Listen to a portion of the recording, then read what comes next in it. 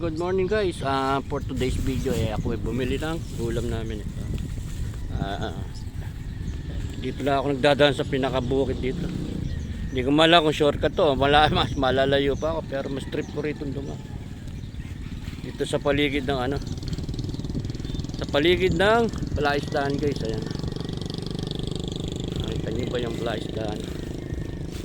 May suot nga pala ako guys na hoodie. Shoutout siya nagbigay. Maraming salamat.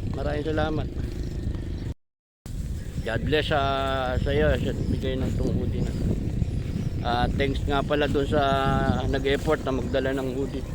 Kay Chef Dom at kay Taong Gala ng Team Kaagapay. Then shoutout sa mga kasama ko sa Team Pangat. Ito, kanya-kanya tayong trip. Ganda ng background ko yan. Laisdaan. Pero tinatahulan ako ng aso. Lakas pa ng hangin dito guys. What's up guys? Ito naglalakad na uli ako.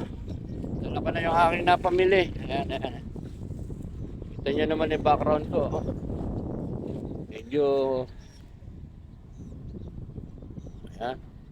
bukid, laisdaan. Lakas pa ng hangin guys. Naririnig nyo naman siguro yung hangin. Ko lang talaga maglakad dito sa bukid. Actually pwede naman ako dumaan sa karsada. Kaya lang papakita ko sa inyo yung ganda ng lugar namin. Ayan guys, sana lang wala akong ma-encounter na ahas dito.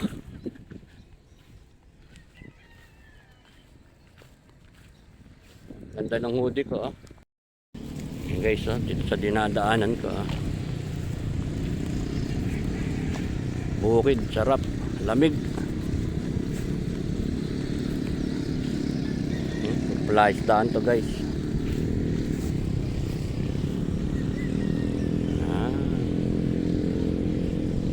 Lakad-lakad lang para ma-exercise ko.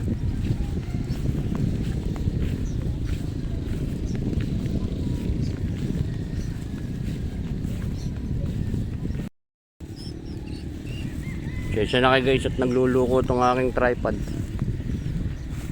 Papakita ko lang sa inyo yung aking dinadaanan.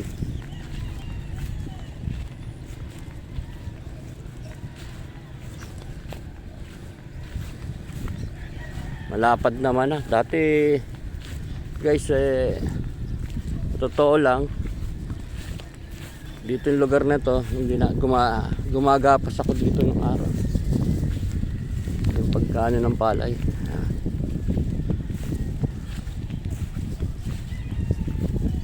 Malapad naman yung pilapit mula dun guys sa tuturo ko na yan. Ayan. Hinahakot namin pabuhat o papasan yung palay doon sa may karsada na yun. Ayan guys, ganda ng nakakalungan yung araw. Ayan tayong ibon. Baka ubengi ang tawag dyan guys sa mga naglili, parang malalaking ibon na yan. Yan ang ihahanga mo dyan. Isa lang yung nagagalang ibon. Then maya mapakarami na nila lalo pagka nagpapatuyo. Guys konting lakad na lang nasa bahay na ako. Sabi ko nga sa inyo kanya-kanya lang itong trip. Pagtripan ko lang dito dumaan. Pero actually nung araw nung pumapasok ako nung high school days ko, dito ako nagdadaan. Shortcut kasi ito, mas malapit papunta karsada.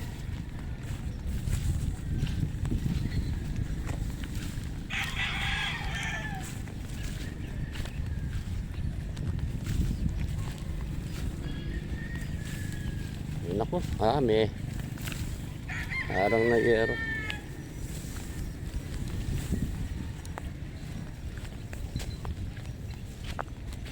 Thank you for watching.